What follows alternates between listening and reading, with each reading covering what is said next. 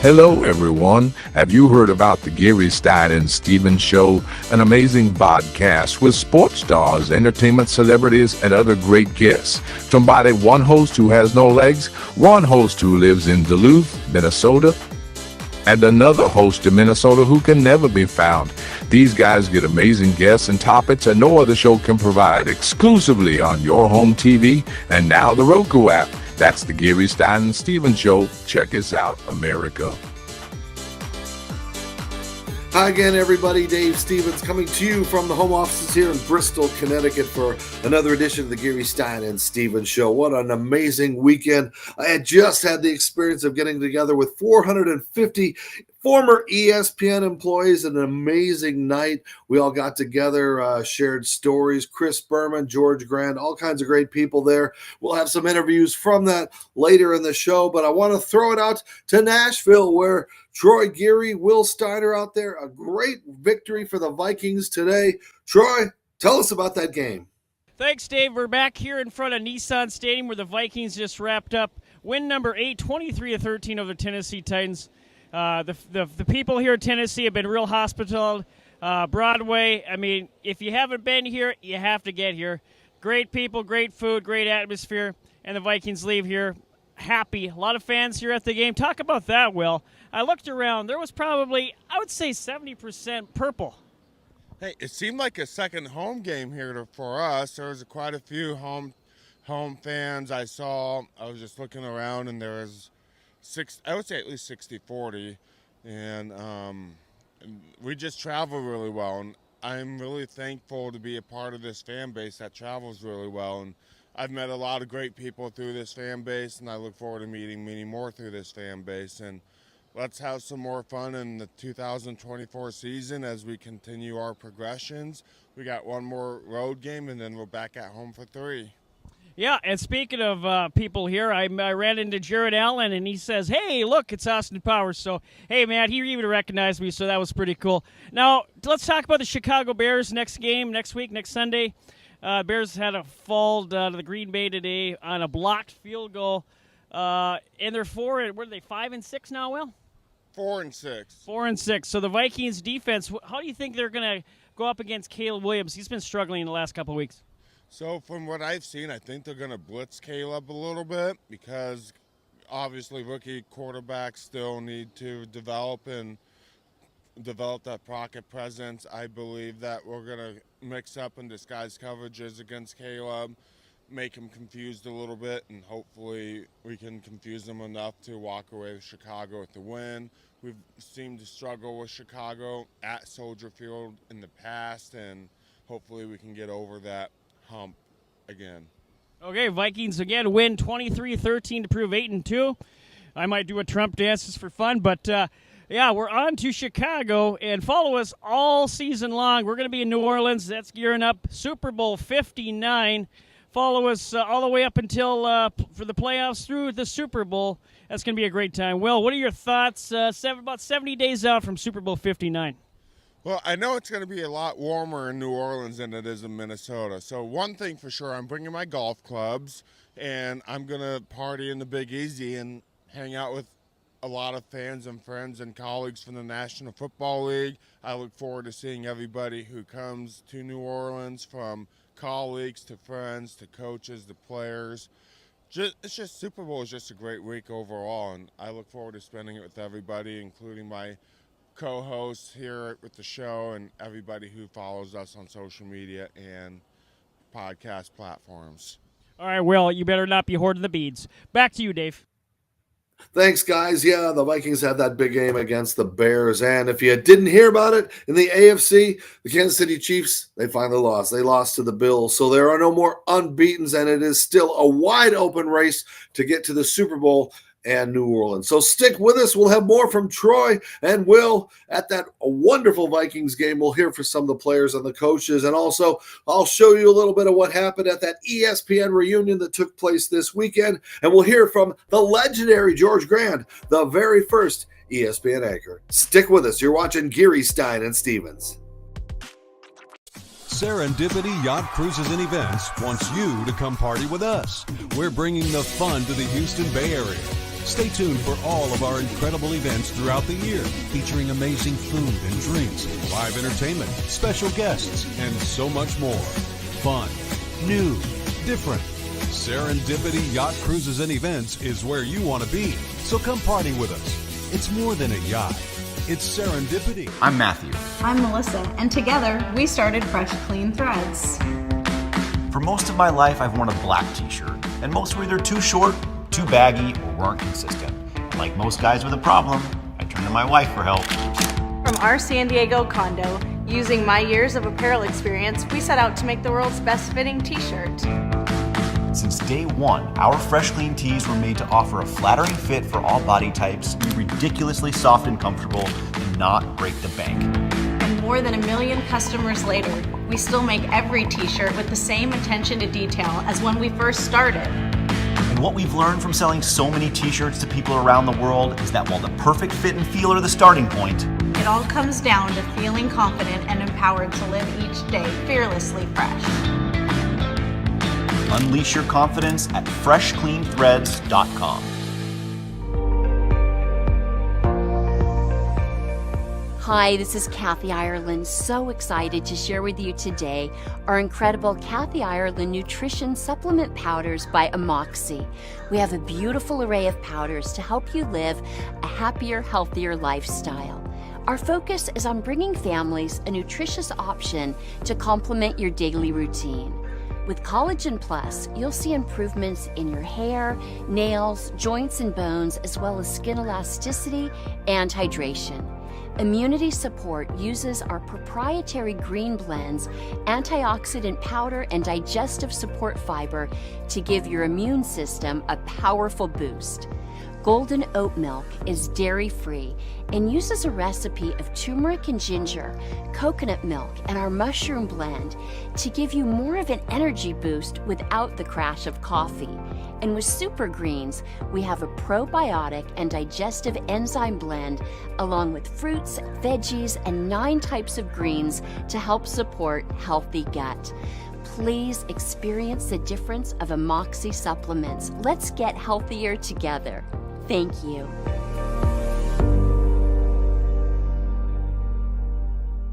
Welcome back to a special edition of the Geary, Stein and Stevens Show. Look, we have a Will Stein sighting, and we are live in Nashville, Tennessee, where the Vikings just finished off the Tennessee Titans 23-13. Will, your thoughts of the game? First of all, it's great to be back in front of the camera. I missed you guys. It's been a long road trip between Jacksonville and Alabama, and just coming back on the show to see the audience is great. It's been a heck of a game. When they scored that 98-yard touchdown, it made me nervous, but Sam had a good bounce-back game. Limited damage, still made some Viking fans nervous, but overall we got the win. We're 8-2, and let's go to Chicago. In case you didn't know what Will's talking about, the Titans had a 98-yard touchdown to within 6 at the time. The Vikings last week, 12-7, had a real bad offense, was struggling, turnovers. They didn't turn the ball. They had 1 fumble and 1 that was called back. What do you think of Sam Darnold today? He did enough not to lose the game. I want to see a little bit more out of him still, but he played a good game against a very good defense for the Tennessee Titans. I look forward to see him progress more against the Chicago Bears next week. Okay. 8-2 now for the Vikings, and they head to Chicago, like Will said, next week. You never know, we might be there. But let's talk about that game today, a little bit more in depth here. Darnold, 2 touchdown passes, about 250 yards.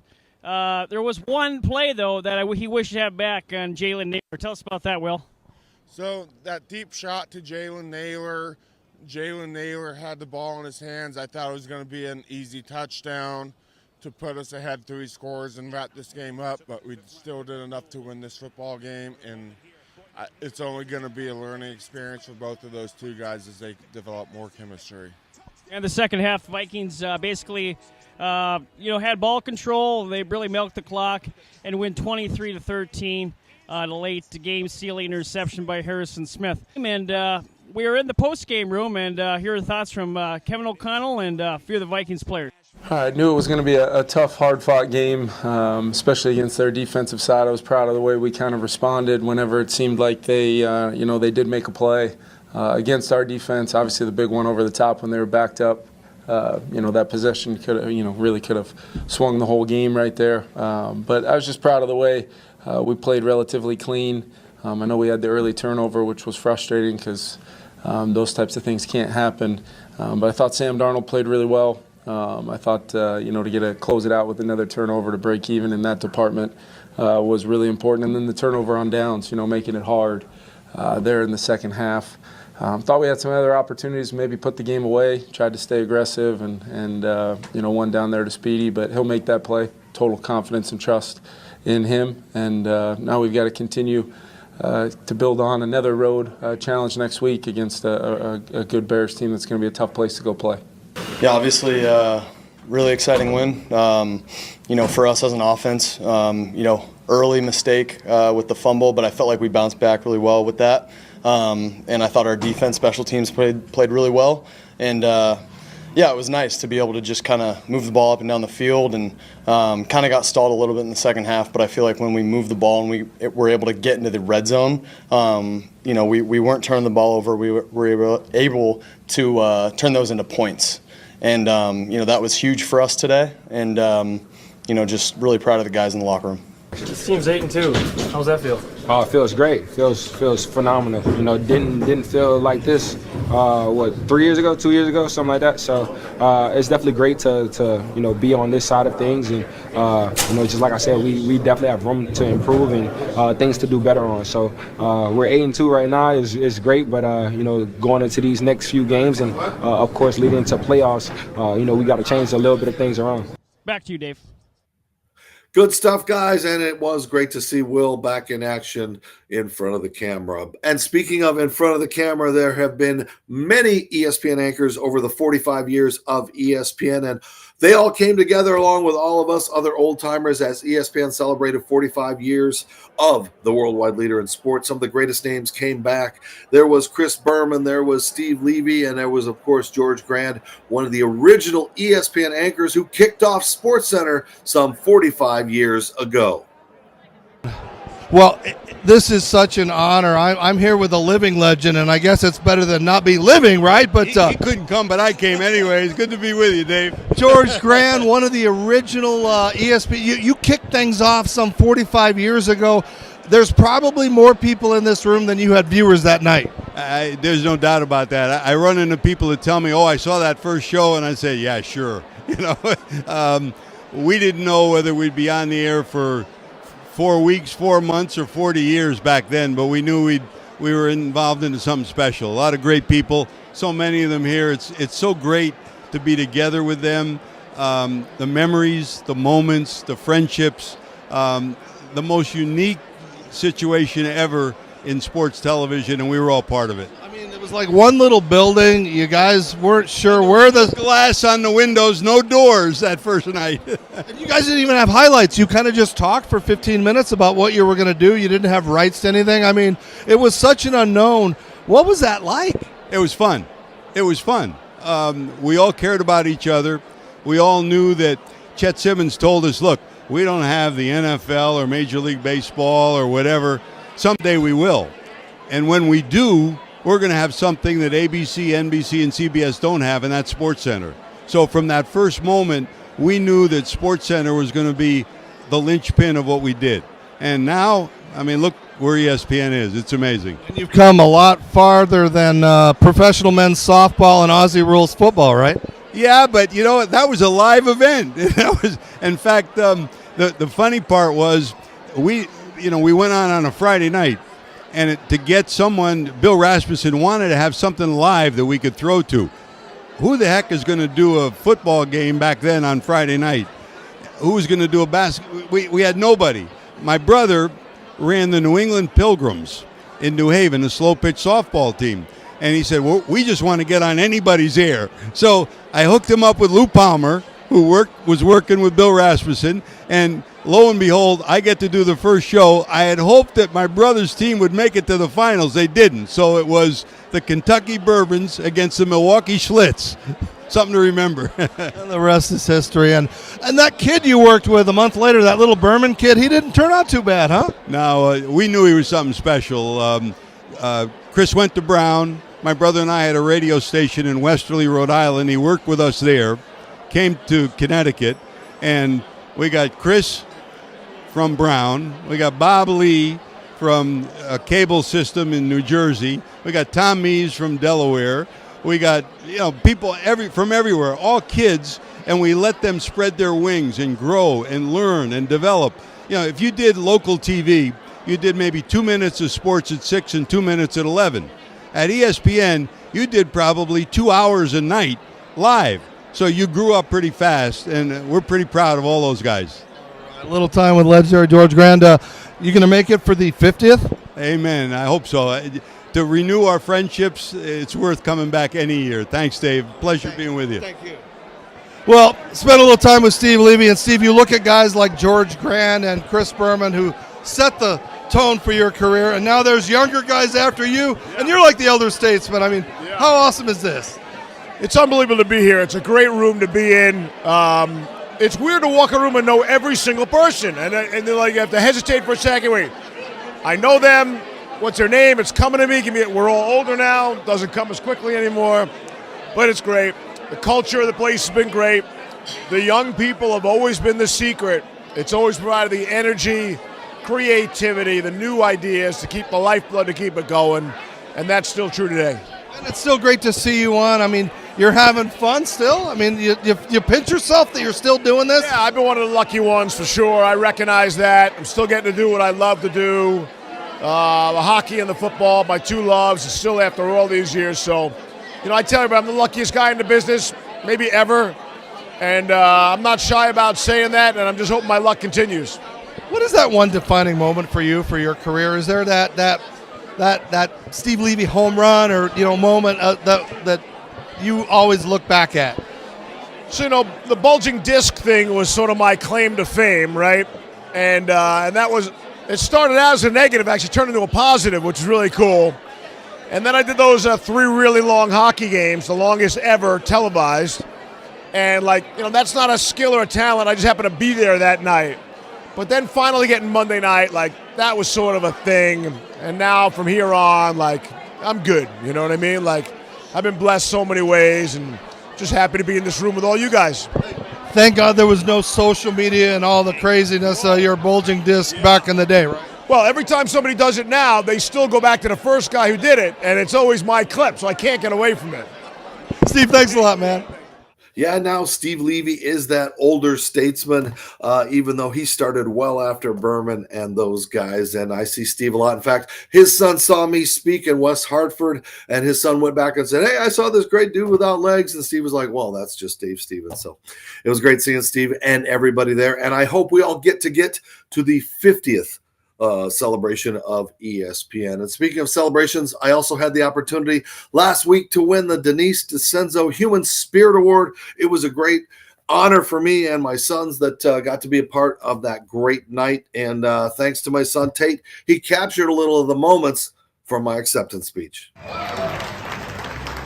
after that introduction, you'd have thought God had come down here. So thank you very much, and it's nice to be up where you leggies normally stand. So I am so thankful for this opportunity tonight, and very humbled, being here. When I moved here in 1995 to start at ESPN, I started watching local TV, and that became one of my favorite channels to watch, Dennis and Denise, and not getting to know her, but getting to watch her and live vicariously through the stories that she told, and the impressionable stories that she told of inspiration and overcoming. And so thank you, Wayne, and thank you for the foundation for honoring me tonight. And it's weird because, when you start off in life, especially for me, strike one, I was born without legs. Strike two, put up for adoption. But I had a loving World War II veteran and a housewife that instilled in me that this was my normal. I grew up not knowing I had a disability. I didn't know that I was different than others until I started in school. So, God bless these organizations now that have adaptive sports and have all these kind of things, because I didn't have that.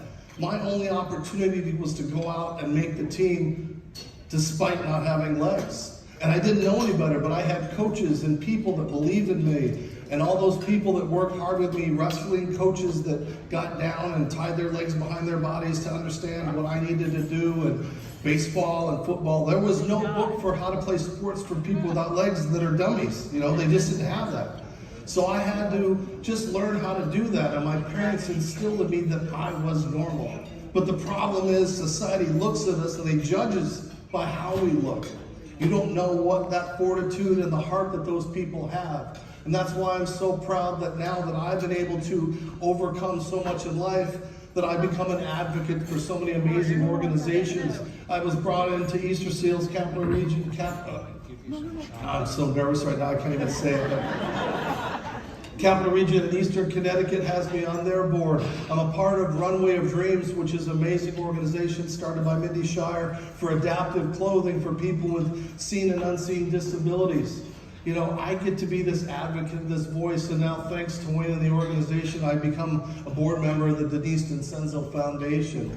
And what we are going to do, thank you. And people ask me, what have I done that is the most amazing thing in my life? Is it playing minor league baseball and pinch hitting for Darryl Strawberry, or playing college football, or doing all these amazing athletic endeavors? The most important and amazing thing in my life is sitting right there. It's my 3 sons. Because I was able to give them a normal life. You don't know the pressure, what it's like to have a disability as a parent and want to give your child that normal life. Because when we go around, people are staring, people are talking. I had to learn how to adapt. I had to learn, how to get them out of the crib and how to do these different things. And they also had to learn with me. But I've got 3 beautiful boys. Stand up, guys. Those are my sons right there.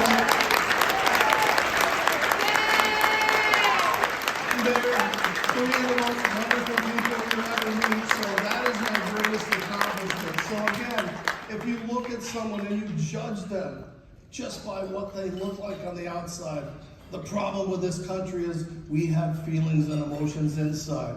The disability world is the biggest minority in the world, and we have the smallest voice. So it's important to keep Denise's legacy going and my own legacy going. I said I'm going to leave my legacy out there for people to see, and thanks to Wayne and this organization and people like Easter Seals and Runway of Dreams and the University of New Haven, who's brought me in to start a new ability media for kids with seen and unseen disabilities. So I can't thank you enough for this opportunity to just talk for a couple of minutes and let you see that, yes, if a guy without legs can do what I've done, what the hell is your excuse not to go out in life and achieve more? So, thank you very much.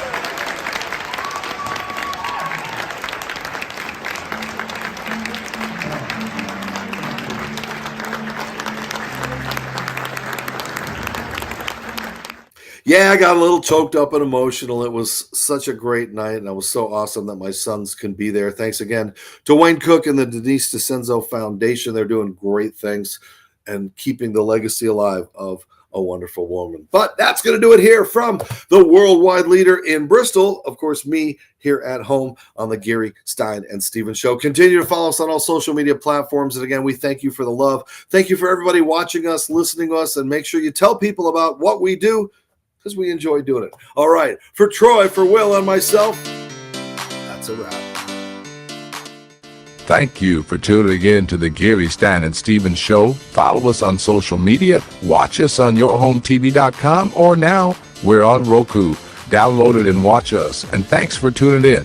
Until next time, America.